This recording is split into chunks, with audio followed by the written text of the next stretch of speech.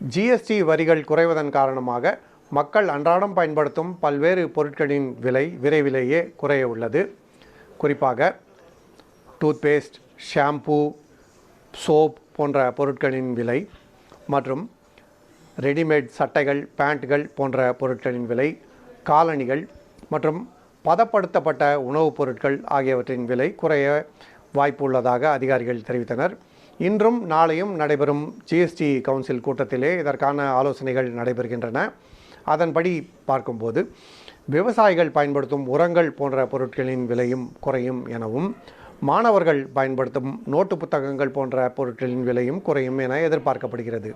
அதேபோல சில எலக்ட்ரானிக் பொருட்கள், குறிப்பாக டிவி மற்றும் வாஷிங் மிஷின் போன்ற பொருட்களும் விலை குறைய வாய்ப்பு இருக்கிறது. ஏனென்றால் இந்த பொருட்களின் மீதான ஜிஎஸ்டி கணிசமாக குறைக்கப்பட உள்ளது.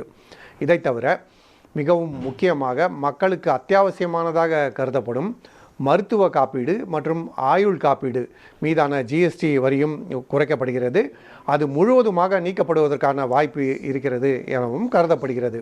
அப்படிப்பட்ட சூழ்நிலையிலே மருத்துவ காப்பீடு மற்றும் ஆயுள் காப்பீட்டுக்கான செலவும் குறைவும் வெகு விரைவிலேயே இந்த முடிவுகள் அமலுக்கு வரும் என எதிர்பார்க்கப்படுகிறது. பிரதமர் நரேந்திர மோடி தனது சுதந்திர தின உரையிலே ஆகஸ்ட் 15ஆம் தேதியன்று செங்கோட்டையில் பேசும்போது தீபாவளி பரிசாக இந்த ஜிஎஸ்டி வரி குறைப்பு மக்களுக்கு கிடைக்கும் என தெரிவித்திருந்தார்.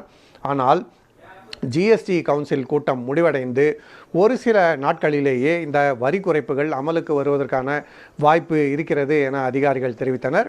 ஆகவே முன்னதாகவே இந்த வரி குறைப்பு அமலுக்கு வந்து தீபாவளி பண்டிகை சமயத்திலே மக்கள் பொருட்களை வாங்க செல்லும்போது அந்த பொருட்களின் விலை கணிசமாக குறைந்திருக்கும் எனவும், இது அவர்களுக்கு மகிழ்ச்சி அளிக்கக்கூடிய விஷயமாக இருக்கும் எனவும் கருதப்படுகிறது.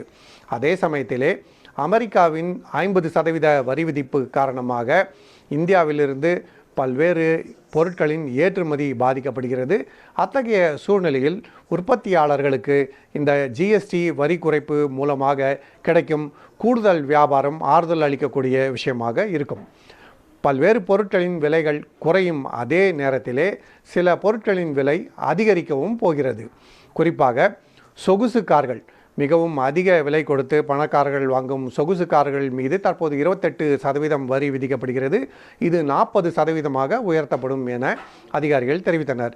அதே போலவே விலையுயர்ந்த 2 சக்கர வாகனங்கள், அதாவது ரேஸ் ஓட்டுவது போன்ற மோட்டார் சைக்கிள்கள் மிகவும் பிரபலமாக இருக்கின்றன. இவற்றின் மீதான வரியும் அதிகரிக்க இருக்கிறது. அதே போலவே புகையிலை பொருட்கள், குறிப்பாக சிகரெட் போன்ற பொருட்கள் மீதான வரியும் 40% உயர இருக்கிறது. இப்படி பான் மசாலா மற்றும் மிகவும் விலை உயர்ந்த காலணிகள் மற்றும் கடிகாரங்கள் போன்றவற்றின் விலையும் உயர்வதற்கான வாய்ப்பு இருக்கிறது. வாகனங்களை பொறுத்தவரை சொகுசு வாகனங்களின் விலை உயர்ந்தாலும் சாதாரண விலையில் உள்ள சிறிய ரக கார்கள் மற்றும் 2 சக்கர வாகனங்களுக்கு ஜிஎஸ்டி வரி குறைக்கப்படும் எனவும், அதனால் அவற்றின் விலை குறைவதற்கான வாய்ப்பு இருக்கிறது எனவும் அதிகாரிகள் தெரிவித்தனர்.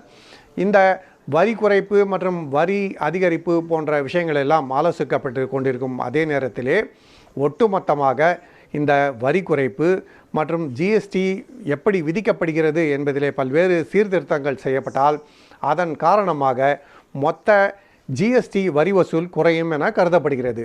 ஆகவே மாநிலங்களுக்கு ஜிஎஸ்டி பங்காக கிடைக்கும் வருவாயும் குறையும். இதனால் எதிர்க்கட்சிகள் ஆளும் மாநிலங்கள் தங்களுக்கு பாதிப்பு ஏற்படும் என கருதுகின்றன. ஆகவே தமிழ்நாடு, கர்நாடகா, கேரளா, தெலுங்கானா, ஹிமாச்சல பிரதேசம், மேற்கு வங்கம், பஞ்சாப் மற்றும் ஜார்க்கண்ட் உள்ளிட்ட மாநிலங்கள் எங்களுக்கு ஜிஎஸ்டி வருவாய் குறைய இருக்கிறது, அதற்கு இழப்பீடு வழங்க வேண்டும் என ஒரு கோரிக்கையை முன்வைத்திருக்கிறார்கள்.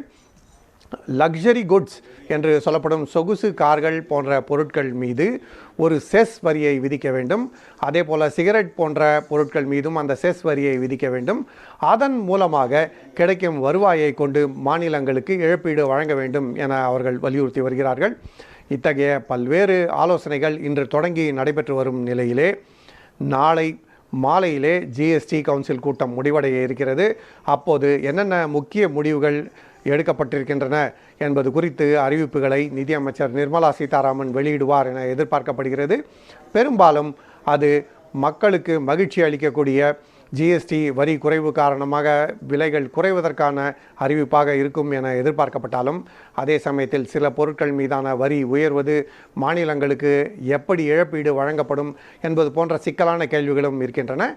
இந்த கேள்விகளுக்கெல்லாம் நாளை மாலைக்கு பிறகு விடை கிடைப்பதற்கான வாய்ப்பு இருக்கிறது.